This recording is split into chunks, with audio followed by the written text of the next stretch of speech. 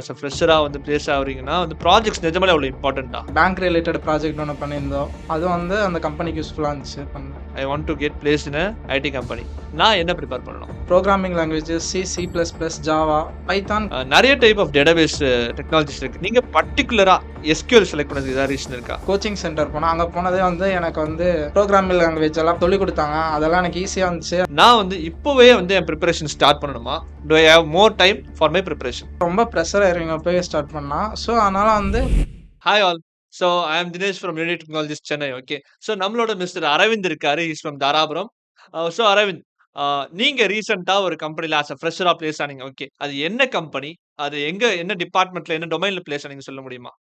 Hi everyone. நான் place ஆன company என்னன்னா ஆரக்கிள். நான் வந்து என்ன ரோலுக்கு செலக்ட் ஆனேன்னா வந்து அசோசியேட் அப்ளிகேஷன் டெவலப்பர். ஸோ அதோட சிடிசி வந்து 19.5, பேஸ் வந்து 14.5. ஓகே. என்ன ரோல்ல பிளேஸ் ஆனீங்க? Associate okay. டெவலப்பர். என்ன டெக்னாலஜிஸ்ல ஒர்க் பண்ண போறீங்க? ஆக்சுவலா நான் இன்னும் ஆன்போர்டிங் போகல.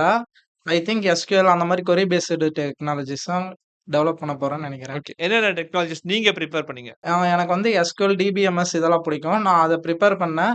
சைட்ல DSAவும் படிச்சிருக்கிறேன். ஸோ அதுவும் எனக்கு தெரியும்.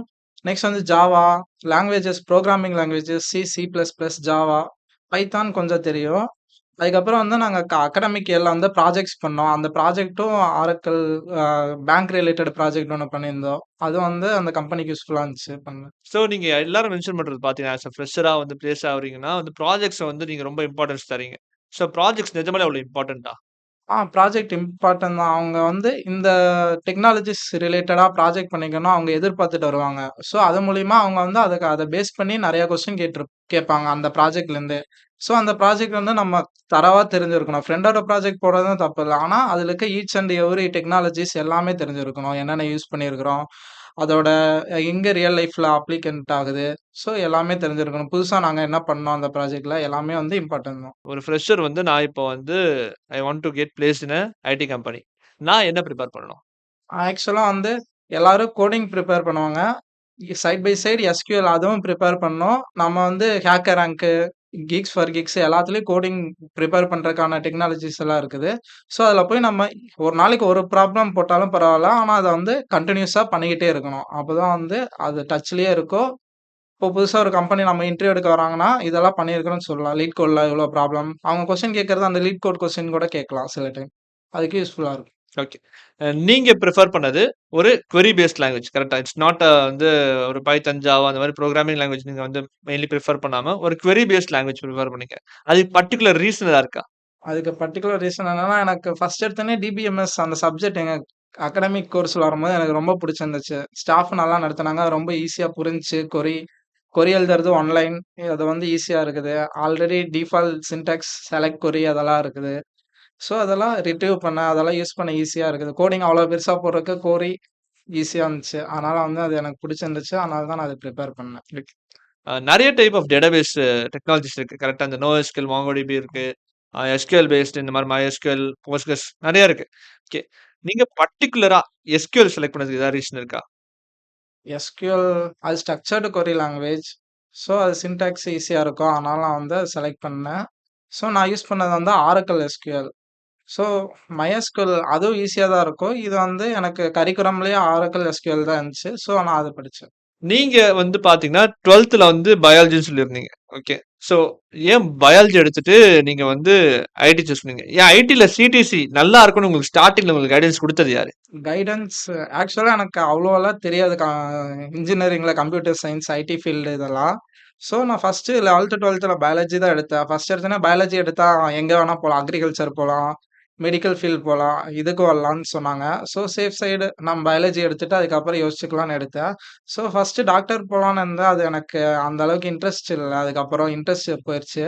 அதுக்கப்புறம் நான் 12த் முடிச்சுட்டு என்ன பண்றதுன்னு தெரியாம இருந்தேன். ஸோ அப்பதான் வந்து நான் கம்ப்யூட்டிங் கோச்சிங் சென்டர் போனேன். அங்க போனதே வந்து எனக்கு வந்து புரோகிராமிங் லாங்குவேஜ் எல்லாம் படிச்சு சொல்லிக் குடுத்தாங்க. அதெல்லாம் எனக்கு ஈஸியா இருந்துச்சு. அதுவும் இல்லாம எனக்கு ஆக்சுவலா மேத்தமேட்டிக்ஸ் பிடிக்கும். அந்த மாரி இருக்கனால வந்து நல்லா இருந்துச்சு. ஈஸியா அண்டர்ஸ்டாண்ட் பண்ணுச்சு. ஈஸியா புடிக்க தோணுச்சு. ஸோ அதனால வந்து நான் கம்ப்யூட்டர் சயன்ஸ் டிபார்ட்மெண்ட் எடுக்கலாம்.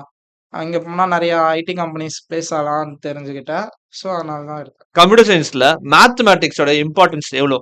ஸோ மேத்தமேட்டிக்ஸ் வந்து நல்லா லாஜிக்கா போடணும். அதே மாரி தான் இங்க சிஎஸ்லயும் புரோகிராமிங் லாங்குவேஜஸ்ல வந்து கொரி ரிலேட்டடாவும் இருக்குது. மேத்தமேட்டிக் ரிலேட்டடாவும் நெறைய புரோகிராம் வருது. ஸோ கிரீடி அப்ரோச் எல்லாம் மேத்தமேட்டிக் ரிலேட்டட் தான். ஸோ அது மேத்தமேட்டிக்ஸு அது ஈஸியா இருந்துச்சுன்னா, இது ஈஸியா இருக்கும் புரோகிராமிங் லாங்குவேஜ். இப்போ ஒரு ஸ்டூடண்ட் ஓகே. நான் வந்து இப்போ ஒரு ஃபர்ஸ்ட் இயர்ல இருக்கேன். ஓகே. நான் வந்து இப்பவே வந்து என் பிரிப்பரேஷன் ஸ்டார்ட் பண்ணணுமா? இல்லனா வந்து do I have a time? Do I have more time for my preparation? இப்பவே ஸ்டார்ட் பண்ணாலும் ஓகே தான். ஆனா ரொம்ப ப்ரெஷர் ஆயிருவீங்க இப்பவே ஸ்டார்ட் பண்ணா. ஸோ அதனால வந்து ஃபர்ஸ்ட் இயர் ஜாலியா இருந்துட்டு செகண்ட் இயர்லேருந்து ஸ்டார்ட் பண்ணலாம். செகண்ட் இயர்ல வந்து புரோகிராமிங் அப்பதான் நம்ம வந்து காலேஜ்ல வந்து நம்ம கோர்ஸ் சப்ஜெக்ட்டுக்குள்ளாரயே வருவோம். ஃபர்ஸ்ட் இயர்ல வந்து பிசிக்ஸ், கெமிஸ்ட்ரி அந்த மாரி இருக்கும். அதனால அந்த அளவுக்கு ஐடியா இருக்காது. ஸோ செகண்ட் இயர் வரும்போது நம்ம கோர் சப்ஜெக்ட்டுக்குள்ள வரும்போது, அப்படியே இப்போ நம்ம வந்து டிஎஸ்சி ஸ்டார்ட் ஆயிடுச்சுன்னா, அப்படியே சைட் பை சைட் டிஎஸ்சி படிக்கலாம். டிபிஎம்எஸ் எப்போ வருதோ அப்பவே டிபிஎம்எஸ் படிக்கலாம். அதுக்கு முன்னாடி படிச்சாலும் தப்பில்ல. ஸோ நீங்க வந்து ஒரு ஃப்ரெஷர் வந்து கொஞ்சம் ரிலாக்ஸ்டா அவரோட அகாடமிக்கோட ப்ராக்ரஷன்ல சைட் பை சைட் ப்ரிப்பேர் பண்ணா நல்லா ஸ்கோர் பண்ணலாம், நல்லா அச்சீவ் பண்ணலாம்னு சொல்றீங்க. லெட்ஸ் சே ஃபினிஷ் காலேஜ் ஓகேவா? ஸோ இப்போ வந்து உங்களுக்கு ஒரு ஐடியா இருக்கும் கரெக்ட்டா? நீங்க almost nearing for finisher okay க்ளோசருக்கு வந்துட்டீங்க. ஸோ ஆ இப்போ வந்து பிரிப்பரேஷன் ஸ்டார்ட் பண்ண முடியுமா? இப்பவும் ஸ்டார்ட் பண்ணாலும் இது பண்ணலாம். ஆனா முன்னாடியே ஸ்டார்ட் பண்றது பெட்டர். ஏன்னா, இப்போ வந்து கம்பெனிஸ் வரும். நம்ம அதுக்கு நெறைய இது அட்டெண்ட் பண்ண போவோம். ஸோ அதனால வந்து டைம் இருக்காது. ஸோ இப்ப ஸ்டார்ட் பண்ணாலும் பிரச்சனை இல்ல. ஆனா வந்து சீக்கிரமா முடிக்கிற மாரி இருக்கு. டைம் இருக்காது. எனஃப் டைம் இருக்காது படிக்கிறக்கு. ஸோ, அதனால வந்து ஒரு தேர்ட் இயர்லேருந்து ஸ்டார்ட் பண்ணா கூட ஓகே தான். ஏன்னா, அந்த டைம்லாம் நமக்கு வந்து ஃபுல் ஐடியாவும் ஆல்ரெடி படிச்சு வந்திருப்போம். ஈஸியா இருக்கும். அப்ப வந்து நம்ம ப்ரிப்பரேஷன் ஸ்டார்ட் பண்ண லீட் கோட்ல போட எல்லாம் ஈஸியா இருக்கும். ஸோ, லீட் கோட்ல வந்து ப்ராப்ளம்ஸ் எல்லாம் தேர்ட் இயர்லேருந்து போட ஆரம்பிச்சுட்டா, நமக்கு ஃபைனல் இயர்ல கரெக்ட்டா இருக்கும். இப்போ போட ஆரம்பிச்சா கொஞ்சம் கஷ்டப்படுவோம். So any valuable insights okay. ஏதாச்சும் இந்த டெக்னாலஜி நீங்க சூஸ் பண்ணீங்கன்னா it will be good for you. அந்த மாதிரி ஏதாச்சும் இன்சைட்ஸ் ஏதாவது ஷேர் பண்ண முடியுமா? உங்களுக்கு கைடன்ஸ் நிறைய பேர் குடுத்துருப்பாங்க. உங்களுக்கு சீனியர்ஸ் இருப்பாங்க. சீனியர்ஸ்ட்ட பேசியிருப்பீங்க. இப்ப சீனியர்ஸ் நிறைய பேர் வொர்க்கிங்ல இருப்பாங்க. நிறைய பேர் நிறைய ஒரு நல்ல ஒரு கரியர் ரோல்ஸ்ல இருப்பாங்க. ஸோ அவங்க கிட்ட இருந்து ஏதாச்சும் ஒரு இன்சைட்ஸ் உங்களுக்கு கிடைச்சிருக்கா? ஸோ, சீனியர்ஸ் கிட்ட கேட்கும்போது பைத்தான் ஈஸியா இருக்கும். அதனால வந்து அதெல்லாம் அந்த அளவுக்கு இம்பார்ட்டன்ட் குடுக்க மாட்டாங்கன்னு சொன்னாங்க. ஆ, ஆ. ஸோ, அதனால நான் Java, C plus plus try பண்ணேன். ஸோ, ஜாவா புடிச்சிருந்துச்சு. இப்ப மோஸ்ட்லி எல்லாம் ஜாவா யூஸ் பண்றாங்க. ஏஐ டெக்னாலஜிக்கு பைத்தான் யூஸ் பண்றாங்க. அந்த மாரி கம்பெனிஸ்க்கு வந்து பைத்தான் இருக்கும்.